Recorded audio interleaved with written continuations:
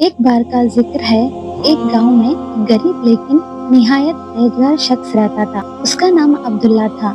अब्दुल्ला एक मजदूर था और दिन रात मेहनत करके अपनी बेटी अमीना का गुजारा करता था। अमीना एक हाफिज़े कुरान थी और उसकी जिंदगी अल्लाह की इबादत और कुरान की तिलावत में गुजर रही थी। अमीना के अखलाक और दीन से मोहब्बत का हर शख्स मुताहिद था। अब्दुल्ला चाहता था अपनी बेटी की शादी एक अच्छे इंसान के साथ करे, लेकिन उसकी तंगदस्ती और हालात उसका साथ नहीं दे रहा था।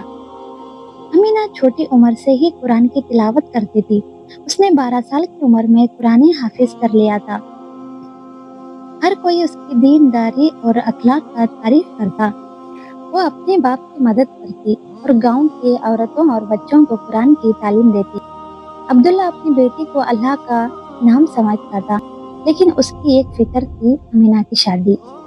अब्दुल्ला हर रात अल्लाह के सामने रोने लगता और दुआ करता, या अल्लाह, मेरी बेटी के लिए एक अच्छा रिश्ता भेज दे। वो तेरी हिफाजत में है और मुझे कुछ समझ नहीं आता कि उसका निकाह कैसे होगा। गांव के लोग भी अब्दुल्ला की तंगदस्ती से वाकिफ थे, लेकिन कोई उसकी मदद करने नहीं आया।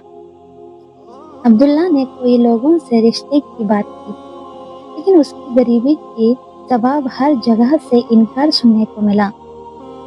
एक रात अब्दुल्ला ने एक अजीब ख्वाब देखा। उसने देखा कि एक सांप उसकी बेटी के पास बैठा है और उसके आसपास घूम रहा है, लेकिन उसे कोई नुकसान नहीं पहुंचा रहा।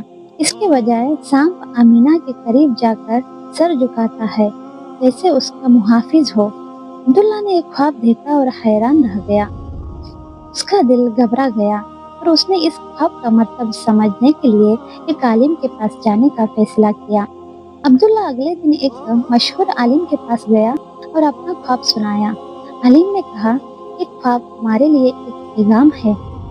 सांप इस बात की अलामत है कि तुम्हारी बेटी की हिफाजत अल्लाह के एक खास बंदे के जो शक्ल और सूरत और दुनिया की नजर में अजीब लग सकता है, लेकिन हकीकत में उसका दिल और ईमान मजबूत होगा।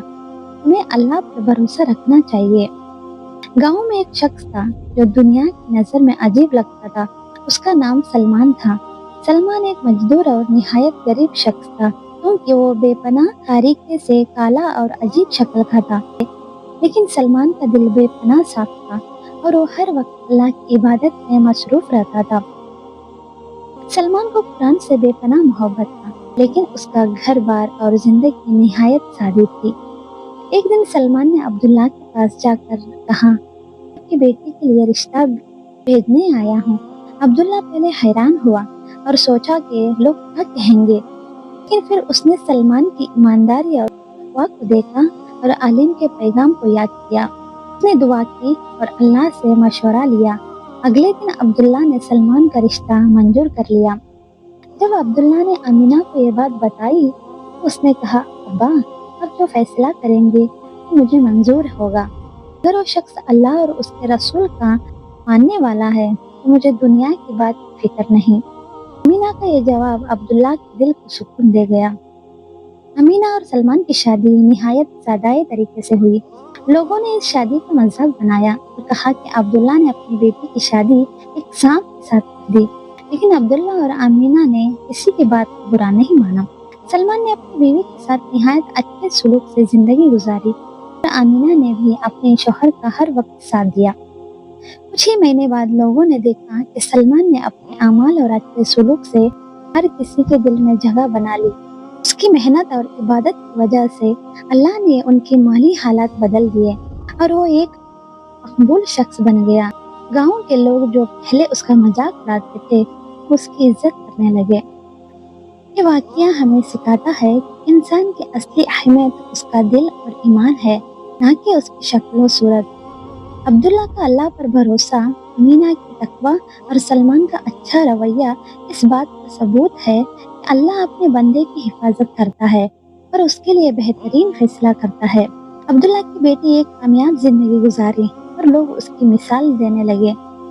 उस वाक़ये के बाद गांव के लोग समझ गए कि अल्लाह के फैसले में ही असली हिकमत होती है और हमेशा अपने दिल और ईमान को साफ रखना चाहिए।